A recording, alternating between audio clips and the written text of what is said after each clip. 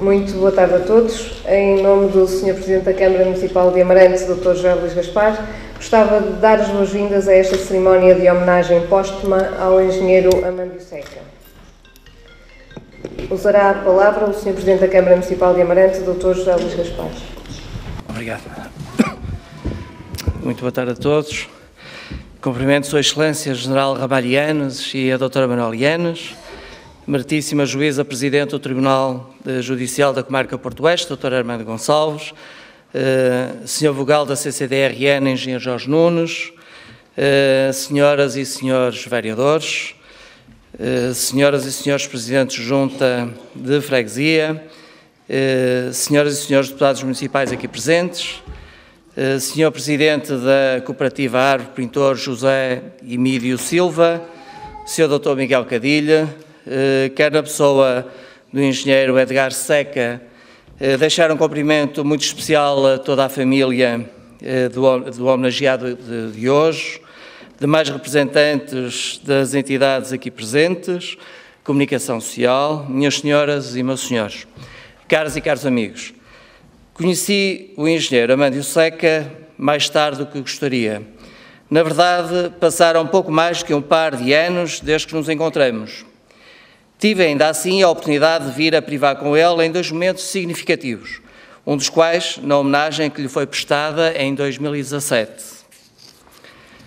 Tal não faz de mim aquilo a que se pode chamar um velho amigo, mas a verdade é que a empatia foi imediata e atrevo-me a dizer que foi mútua.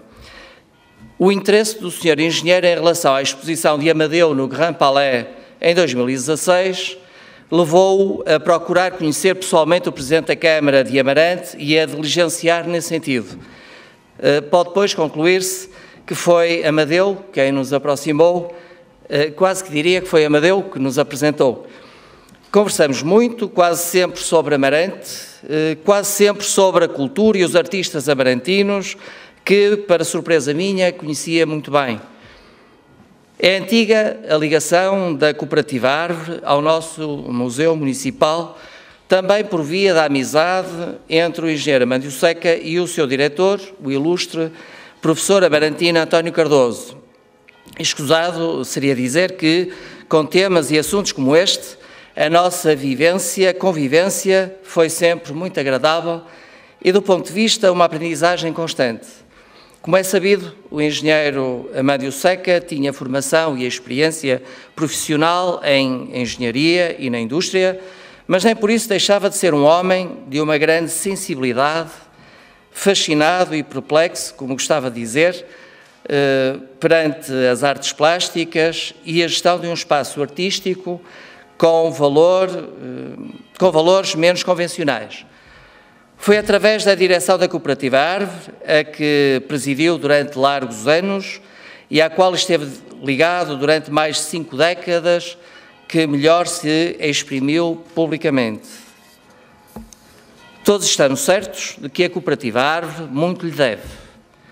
Uma instituição de referência no campo das artes, com o reconhecido mérito na área da formação e da mobilização de artistas da cidade do Porto, à qual o nosso estimado amigo se dedicou de forma inextível, cumprindo desígnios vários, desde a componente do edificado até à promoção de exposições além fronteiras. Como homem inteligentíssimo, sensível e criativo que era, soube reconhecer o protagonismo de Amarante no plano cultural e das belas artes, mantendo e manifestando sempre um grande interesse relativamente ao que por cá acontecia. Com tudo isto, esta singela homenagem ao homem da cultura, que era o engenheiro Amândio Seca, é para mim uma honra. É realmente com enorme gosto que recordamos hoje esta personalidade portuense em Amarante, trazendo à sua memória também a nossa terra. Mas é sobretudo um justo reconhecimento que o Museu Municipal Amadeu Sousa Cardoso faz ao evocar o seu nome e ao trazer a sua exposição particular a este espaço. Amarante homenageia assim um homem para quem o elogio da amizade não era palavra vã. Era um amigo da nossa terra, um admirador das nossas gentes e um interessado nas nossas realizações. É uma honra para nós termos amigos de tamanha envergadura. Resta-me agradecer à Cooperativa Árvore a oportunidade que nos concedeu, assim como agradecer a todos, a todas e a todos, quantos possibilitaram este encontro, esta homenagem e esta exposição. Uma palavra final para sublinhar a honra da presença do Sr. General Ramalhianes. Vossa Excelência será sempre bem-vindo à nossa terra.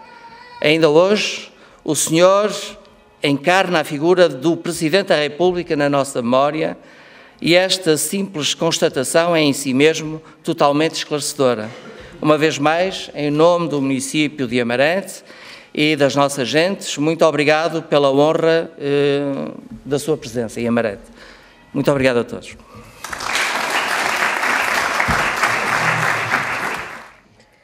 Ouviremos agora o Sr. Presidente da Árvore Corporativa de Atividades Artísticas, Pintor José Emílio Silva.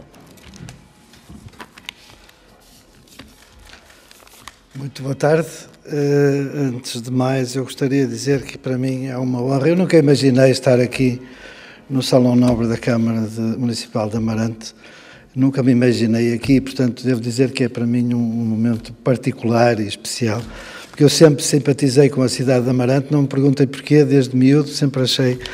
Aliás, lembro-me que ofereci uma vez num casamento de uma pessoa amiga, ofereci um desenhinho da ponte de Amarante, sem nunca ter vindo cá, porque tinha feito, vi uma fotografia. Fica esta nota.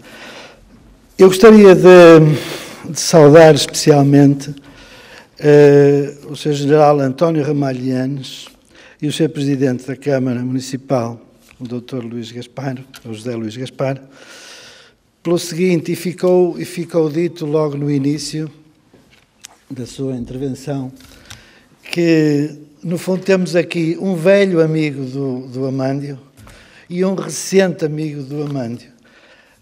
E aquilo que eu me habituei a ouvir nas conversas que fui tendo com o Amândio, a presença do General Yanes era muito frequente.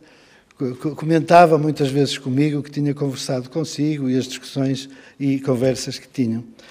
No caso do Presidente José Luís Gaspar, é para mim o exemplo de quem com tão pouco tempo se sentiu tão próximo e, como disse, tão afetuosamente ligado ao Amândio, porque ele era um bocadinho isso. E, na verdade, eu fico... Em meu nome pessoal, como amigo também do Amândio e também como Presidente da Cooperativa Árvore, fico particularmente grato por Amarante fazer esta homenagem ao Amândio. A Amândio Seca, este texto é uma adaptação do texto que eu produzi e que tive a oportunidade de ler por altura da homenagem que lhe fizemos na Árvore e que o Sr. Presidente esteve presente também, aliás, o Sr. General também, em janeiro de 2018. Bem sei, eu e quem conhecia Amândio Seca, que estas coisas de o homenagearmos o embaraçavam particularmente. Mas, desculpem, sou testemunha de umas boas dezenas de homenagens a que assisti por ele promovidas a tantas e diversas personalidades, mais do que merecedoras, sem nunca vislumbrar qualquer sentido de promoção ou atenção pessoal. Era assim o Amândio. O Amândio sentia-se bem promovendo e homenageando todos aqueles por quem sentia respeito e admiração.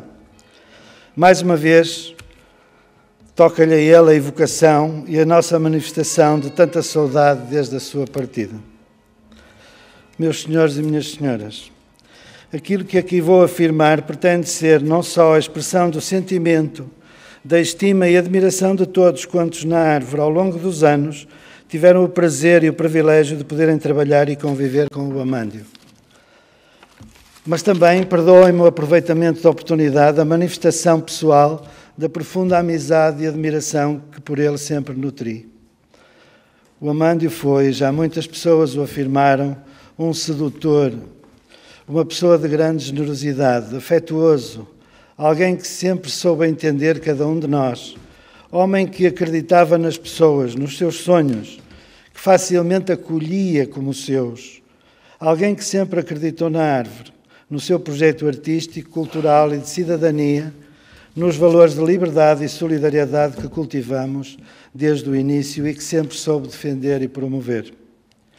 Foi ao longo destas 3 últimas décadas, com um entusiasmo que só quem com ele ali conviveu no dia-a-dia se apercebe, do grande e principal esteio, o impulsionador e dinamizador, primeiro como vice-presidente de outra grande figura da árvore, o escultor José Rodrigues, e nos últimos anos já como presidente daquilo que podemos designar a árvore da modernidade, uma árvore virada para a atualidade e para o futuro, com as suas ideias, os seus grandes projetos, nem sempre bem entendidos por alguns, mas sempre de grande alcance e sucesso. Eu não posso deixar de citar alguns desses projetos, porque me parecem que são determinantes na história da árvore e que tiveram ou totalmente a sua, como é que eu ia dizer, a sua criação, ou uma participação efetiva e fundamental. A compra do edifício da sede, o edifício sede da cooperativa, e aqui eu faço um outro parênteses que tem a ver com o seguinte: todos sabemos o que tem sido uma certa cobiça sobre o que são os grandes edifícios da cidade do Porto e alguma facilidade com que esses edifícios acabam por ser comprados por forças muito poderosas, não é? E eu quero dizer que se por acaso o edifício não fosse nosso, provavelmente não estaríamos lá já. O projeto de Macau, Tesouros Artísticos de Portugal, em 1998. O projeto do Brasil, em São Paulo. Portugal de Relance, Encontro de Dois Povos, em 2003. O projeto Olhar Picasso, a influência de Picasso na arte portuguesa do século XX, em Portimão, onde teve, juntamente com Manuel Abreu e Lima, Rui Paes e eu próprio, como comissário, a intervenção fundamental em 2008. O projeto Festival Internacional de Erzil, em Marrocos, em colaboração com o Ministério dos Negócios Estrangeiros, em que Portugal era o país convidado nessa edição. O projeto Árvore 21, que tornou possível as profundas obras estruturais de modernização das nossas instalações em 2013. A criação do restaurante Árvore em 2015, e devo dizer que este era um sonho que já vinha de muito longe. São alguns dos exemplos que tiveram a sua indispensável iniciativa, intervenção ou dinamização diretas. Citaria aqui, porque lhe assenta que nem uma luva, o ex-libris de um grande da literatura portuguesa, que me perdoa o Teixeira Pascoais, que foi Aquilino Ribeiro, que dizia: alcança quem não cansa. O Amândio sempre foi assim, nunca se cansou de lutar pelas suas ideias, pelos seus projetos. Sendo a árvore, como sabemos, uma das suas paixões da sua vida, poderemos concluir que o que atingimos, numa grande parte, a ele se deve. Homem que conhece meio mundo de pessoas e grande parte do outro meio, com uma vida intensa de atividade e projetos, sempre atento às pequenas coisas, num relacionamento transversal, carregado de afetividade, mas também determinado. Inúmeras vezes lhe ouvimos as expressões: a árvore em primeiro lugar, se for do interesse da árvore. Como quem sabe que, a ser assim, são as pessoas que connosco se relacionam, artistas, intelectuais, público em geral, os projetos que produzimos, no fundo, toda a nossa atividade, melhor se justificam e se aplicam num serviço à cidade que nos acolheu desde sempre, a uma região e a um país. Só quem com ele lidou de perto diariamente, retoma a ideia, se apercebe do brilhozinho nos olhos com que ficava sempre que alguém chegava com uma boa ideia, um bom projeto. Era vê-lo logo a pegar numa caneta e a começar a esboçar um esquema, uma estrutura, um orçamento, definir e identificar um alvo. Conheço o Amândio Seca de um modo mais profundo desde o ano de 89, a altura em que iniciei, a convite dele, de José Rodrigues, de Manuel Abreu e Lima, a minha colaboração nos órgãos sociais da cooperativa. Mantivemos ao longo destas quase 3 décadas uma cumplicidade, compreensão e lealdade que muito prezo e que ao longo da vida raramente conheci. Com ele aprendi o que é sentir este projeto Árvore, que tanto nos consome e tanto nos fascina. As dificuldades, as circunstâncias sempre nos acompanharam na vida da árvore e sempre foram ultrapassadas, na maior parte das vezes, pelo exemplo, pela abnegação, pelo entusiasmo contagiante, pela capacidade de sonhar, pelo esforço e dedicação que homens como o Amândio têm e nos ensinam a ter. Agora, porque sei que ele gostaria de o ouvir, quero aqui deixar dito, de uma forma muito clara, que aqueles que estão a seguir o caminho nos destinos da nossa árvore farão tudo o que souberem e puderem para continuar a dar futuro àquela casa, manter bem alto a bandeira dos valores da arte, da cultura, que, como tanto gostava de dizer, era um dos mais importantes pilares e fator de desenvolvimento das sociedades, dos valores da liberdade, da solidariedade e da cidadania. Obrigado, Amândio, por ter sido nosso amigo. Foi assim que terminei e é assim que terminou hoje também. Muito obrigado.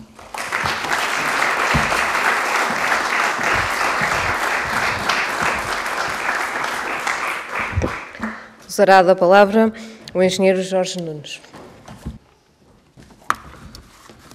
Senhor Presidente da Câmara Municipal, Senhor General Ramalho Yanes e esposa, Doutora Manuela Yanes, Senhor Presidente da Cooperativa Árvore, na pessoa do engenheiro Edgar Seca, quero cumprimentar a família, cumprimentar a Sra. Vice-Presidente de Comarca de Penafiel, Sr. Miguel Cadilho, estimado amigo, e todos os convidados presentes.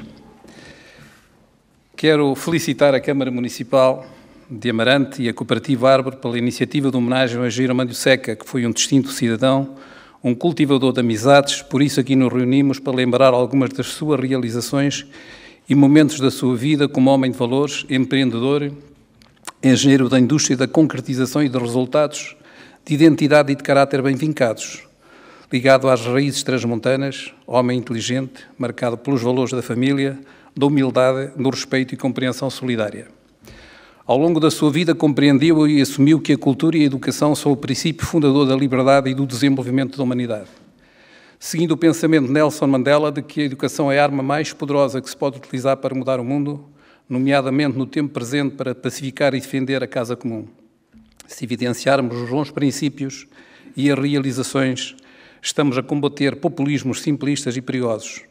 Nelson Mandela escreveu que os tolos multiplicam-se no silêncio dos bons. Convidaram para partilhar a relação que tive com o engenheiro Amândio Seca na dimensão da sua ligação transmontana, o que muito agradeço. Conheci Amândio Seca enquanto presidente da Cooperativa Árvore, inicialmente tendo por base uma relação institucional da minha qualidade, presidente da Câmara Municipal de Bragança. Até à presente sessão pensei neste amigo como um transmontano genuíno, nascido em Vilarandelo, onde teve a generosidade de me convidar, e a minha esposa, para passar um sábado com a sua família e com o seu amigo engenheiro Belmiro de Azevedo e esposa, naturalmente para um convívio familiar, mas também com a perspectiva de sensibilizar o empresário Belmiro de Azevedo a investir em Bragança. Como empreendedor transmontano, sofria os problemas trás-montes, entusiasmava-se com as oportunidades e sabia compreender que foi como exercer magistratura positiva a influência a favor da comunidade. Para mim será sempre o meu amigo transmontano de Vilarandelo. A nossa relação pessoal e trabalho desenvolveu-se à volta de projetos culturais concretizados entre a Câmara Municipal de Bragança e a Cooperativa Árvore, e principalmente na preparação do 3º Congresso Transmontano, a maior manifestação de cidadania regional das últimas décadas. E é à volta do tema dos Congressos Transmontanos que vou apresentar o meu testemunho de amizade por Amândio Seca. Podia seguir outras vias. Ontem acabei por focar este tema dos Congressos Transmontanos.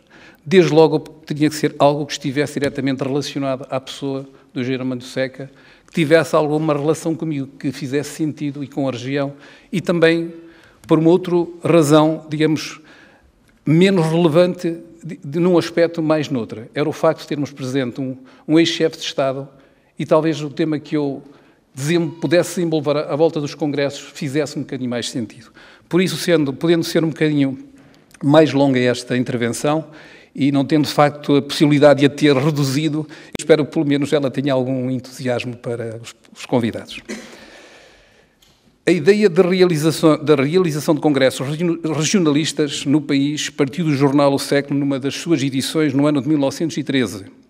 A primeira tentativa de realização do primeiro Congresso Transmontano surgiu no ano de 1916, pela iniciativa do governador civil Vila Real, o jovem de 22 anos, Dr. Nuno Simões.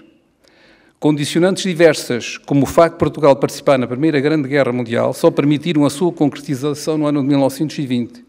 O país estava numa situação financeira muito difícil. A sociedade portuguesa vivia uma situação de grande instabilidade e radicalização próxima da ruptura. Em 6 anos, no período de 1918 a 1926, o país teve 5 chefes de Estado e 22 chefes de governo. Presidiu a ação inaugural o chefe de governo transmontano, o Dr. António Granjo, que chefiou 2 governos de curta duração, de meses. O termo do segundo ocorreu com o seu assassinato no Arsenal de Alfeite. No Congresso participaram governantes, alguns dos principais atores regionais residentes na região e fora da região, técnicos da indústria e da agricultura, escritores como Teixeira Lopes, Guerra Junqueiro e pintor Trindade Chagas. As sessões foram pouco participadas. Pelo contrário, os festejos populares e atividades esportivas e recreativas tiveram grande participação popular. Os relatos de imprensa registaram as enormes dificuldades da região e a vida difícil de pobreza e de desigualdade. O Congresso decorreu na Vila de Peus da Régua, nas cidades de Chaves e de Vila Real. Tratou os temas da exploração de baldios, as terras incultas, a florestação e potencial agrícola, o ensino da agricultura e a mecanização das atividades, as riquezas minerais e termais, o potencial de exploração de energia hidráulica do Douro, a cultura e o turismo, as vias férreas e as modernas estradas necessárias à região. Tratou com grande entusiasmo e divisão entre congressistas os termos do federalismo, do municipalismo e do associativismo municipal. Terminou com a aprovação, por unanimidade, de moção em que foi afirmada a unidade e integridade nacionais. Proclamou a necessidade de substituir a divisão administrativa com base nos distritos pela divisão provincial, dando-lhe assim, como aos municípios, uma maior autonomia, liberdade, independência e prestígio, e que os municípios de cada província fossem agrupados de acordo com os seus interesses e relações económicas. Estávamos já um século atrás. O segundo congresso decorreu de 6 a 13 de setembro do ano de 1941, 21 anos após a realização do primeiro em pleno Estado Novo.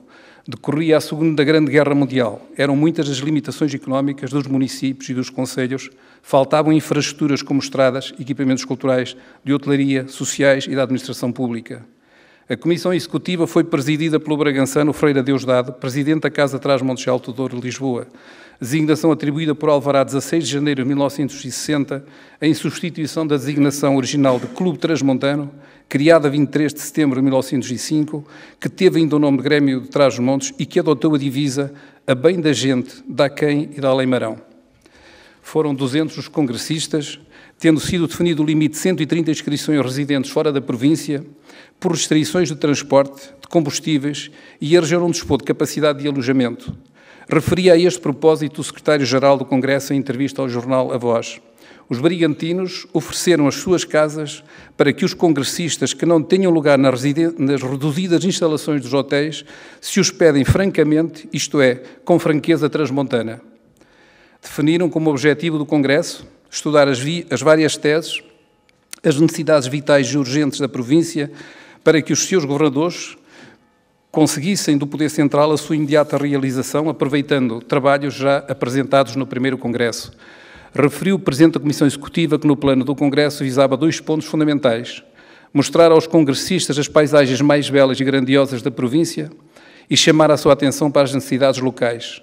Referiu-se ao segundo Congresso Transmontano como Romaria da Saudade, motivada pelo pensamento, a curiosidade e o coração.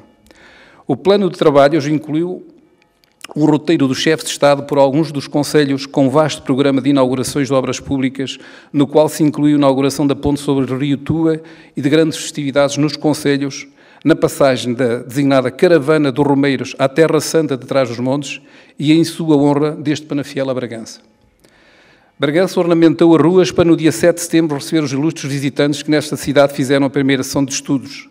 À chegada, o chefe de Estado, General Óscar Carmona, acompanhado pelo Ministro das Obras Públicas, Engenheiro Eduardo Pacheco, e pelo Subsecretário de Estado das Corporações, Dr. Trigo de Negreiros, repicaram os sinos, ouviram-se os foguetes e, ao longo do percurso, feito pelo cortejo presidencial, acompanhado das bandas e estandartes concelhios dos vários concelhos do distrito, estavam alinhadas as forças da Legião Portuguesa e do Exército.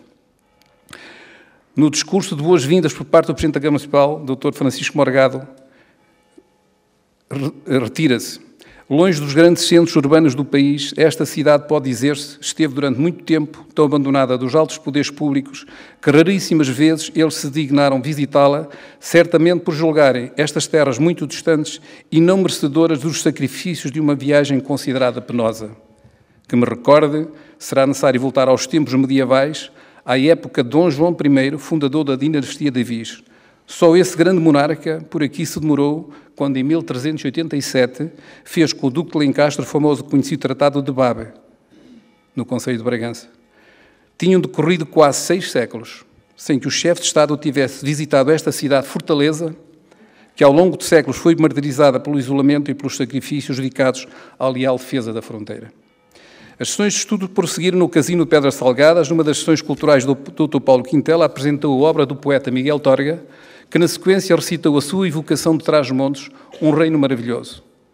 No dia 13, em Vila Real, decorreu a sessão de encerramento no Teatro Avenida. Nas décadas 50 e 60, Trás-os-Montes teve uma elevada presença ministerial no Governo Central, o que lhe permitiu concretizar muitos dos projetos reivindicados. Concluo que a realização deste segundo congresso foi muito positiva para Trás-os-Montes. O terceiro congresso transmontano, é aqui que entra a pessoa do engenheiro Armando Seca, realizou-se 26 a 28 de setembro de 2002 em Bragança, 61 anos depois de ter sido realizado o segundo congresso, já num período novo da história de Portugal. A primeira tentativa para a realização do terceiro congresso surgiu a 26 de fevereiro de 1981, em Carraseda de Anciães, onde reuniram as forças políticas, institucionais e religiosas mais representativas da região. Foram várias as tentativas feitas, sempre com o envolvimento das casas regionais. A divisão prevalecia sobre a união, e só à 7ª tentativa se conseguiu, sob a liderança da Associação de Municípios de Trás-os-Montes e Alto Douro, à metade, a associação que integrava 36 municípios da região e para a qual eu tinha sido eleito como presidente. Era necessário perspectivar uma estratégia de futuro para unir os transmontanos e ganhar capacidade de expressão reivindicativa, evitar a divisão na disputa do pouco a que a região podia aceder. Todos os contributos eram necessários para obrigar o Poder Central a uma política de verdade com a região, lembrando a dívida histórica que o país tinha com esta e que era necessário fosse saldada para a construção de um futuro melhor, vencer a perda demográfica, o empobrecimento. Trás-os-Montes e Alto Douro estava a caminho de se unir para constituir uma grande região, sub-região NUT3, representando 60% do território da região norte. 2 a 3 anos depois, foi dividida em 3 NUTs3, sub-regiões NUT3, ficou mais enfraquecida e com menos voz, numa evidente falta de visão e de orientações erradas emanadas da administração regional e central, no momento em que foram reorganizadas as sub-regiões NUT3. Presidia a Comissão Executiva do Congresso, representando a Comissão Organizadora, que incluía os municípios, através da AMTAD, as Casas Trás-os-Montes, a UTAD, o IPB, as associações empresariais e associações de agricultores, as regiões de turismo, representantes da IPSS e da diáspora. Tratava-se de um congresso da região em ambiente de liberdade, onde havia espaço para todos, ganhar voz e poder reivindicativo para chamar à resolução do empobrecimento, do despovoamento e abandono do território, do esquecimento e da negligência a que a interioridade e o Poder Central tinham votado esta região. Uma reunião magna da região com os seus principais talentos e valores sociais, económicos e religiosos, residentes e da diáspora, e cidadãos individualmente inscritos. Seria mais do que um grito de revolta, seria a voz afirmativa da cidadania e da identidade, um assumir de vontade coletiva pelo futuro da região. A participação no Congresso tinha um custo associado. Inscreveram-se mais de 1000 participantes. A sessão de abertura foi presidida pelo Primeiro-Ministro, Dr. Durão Barroso, que se fez acompanhado de alguns ministros. A sessão de encerramento foi presidida pelo Sr. Presidente da República, Dr. Jorge Sampaio, que, após visionar o vídeo do Congresso, documentário sobre os 36 municípios da região, o retrato positivo, real, único da região a que ninguém ficou indiferente e que galvanizou o Congresso na sessão de abertura emocionou no encerramento. O Sr. Presidente da República, no uso da palavra, deixou de parte o discurso escrito, pegou no que ouviu das conclusões lidas na sessão de encerramento, do que viu no vídeo e de improviso fez um dos seus melhores discursos de sempre, escrito pela comunicação, segundo aquilo que escreveu a comunicação social. Tínhamos 2 objetivos principais: o desencravamento da região em termos de acessibilidades, o que veio a concretizar-se numa década com a construção do IC5, do IP2 e da Autostrada Transmontana, uma transformação que abriu novas portas para o desenvolvimento e nos permitiu equacionar os desafios de futuro com outro enquadramento, bastante mais orientadas para a economia e o emprego, para a competitividade e atratividade do território. Como segundo objetivo, a elaboração de um plano integrado de desenvolvimento para Trás-os-Montes, acompanhado de um envelope financeiro capaz de fazer a mudança para um futuro melhor. O Governo também se comprometeu com este objetivo, trabalho que se iniciou e que caiu devido a mudanças políticas no Governo Central e pela fragmentação da região em 3 NUTS 3. Dos recortes de imprensa escrita e digital, constituída por 3 volumes com cerca de 900 páginas, encontramos muita informação valiosa que vai para lá das comunicações ao Congresso e do que foi escrito no livro das conclusões. Apesar das dificuldades, Trás-os-Montes e Alto Douro, desde o ano 2000 até 2014, 2015, fez um caminho de convergência com a média regional. Uma parte pelo crescimento real da economia, outra pelo decréscimo da população e também devido ao efeito da redução do PIB per capita na área metropolitana do Porto. No período pós-crise, voltou a entrar em divergência, vista sob o ponto de vista do PIB per capita ou do índice sintético de desenvolvimento regional, agregando as dimensões da coesão, da competitividade e da sustentabilidade. Apesar de dispor hoje de ativos relevantes nas áreas do ensino, da saúde, da cultura, das infraestruturas ambientais, da mobilidade e económicos, a realidade é de empobrecimento relativo, de forte despovoamento e abandono do território, de acentuadas assimetrias, situação para a qual se exige um olhar afirmativo e de solidariedade nacional. O engenheiro Amandio Seca, com o apoio dos escultores José Rodrigues, assumiu a coordenação de algumas das relevantes tarefas do Congresso. A medalha do Congresso, a exposição dos artistas transmontanos e do projeto do livro do 3º Congresso. Uma de entre as várias publicações feitas no âmbito deste evento. Projeto do livro do Congresso, que incluiu textos iniciais e institucionais, um texto de Miguel Torga, Reino Maravilhoso, Trás-os-Montes, mensagens das casas regionais transmontanas, participaram Algarve, Braga, Guimarães, Lisboa, Porto, Tomar, Viana do Castelo, a Federação das Casas de Trás-os-Montes, para além das Casas de Trás-os-Montes fora, no Brasil e noutros países. Um texto de caracterização socioeconómica de Trás-os-Montes e desafios de desenvolvimento. A mensagem historial de cada um dos 38 concelhos envolvidos, de 4 distritos, 2 da Guarda, Figueira de Castelo, Rodrigo e Menda, os restantes todos Vila Real e Bragança, 10 de Viseu, 14 de Vila Real e 12 de Bragança. Em texto breve, mensagem que foi apresentada em texto breve de caracterização económica, histórica, patrimonial e paisagística de cada concelho e uma curta mensagem do Presidente da Câmara Municipal para destacar o que considerava como distintivo e simultaneamente fazer um convite de visita ao concelho. Publicação com excelente apresentação, com design de gráfico, com as imagens mais distintivas de cada um dos 38 concelhos, constituindo-se como um testemunho de memória e identidade. Um trabalho absolutamente notável, coordenado pelo engenheiro Amandio Seca. Um dia poderá ser interessante comparar a realidade concelhia desse momento, em que cada Presidente de Câmara disse o que achava de importante para cada concelho, para o futuro de cada concelho. As perspectivas presentes e futuras de cada um, evidenciadas por cada Câmara Municipal, cada um dos eleitos, com a realidade atual, passada já há cerca de 2 décadas.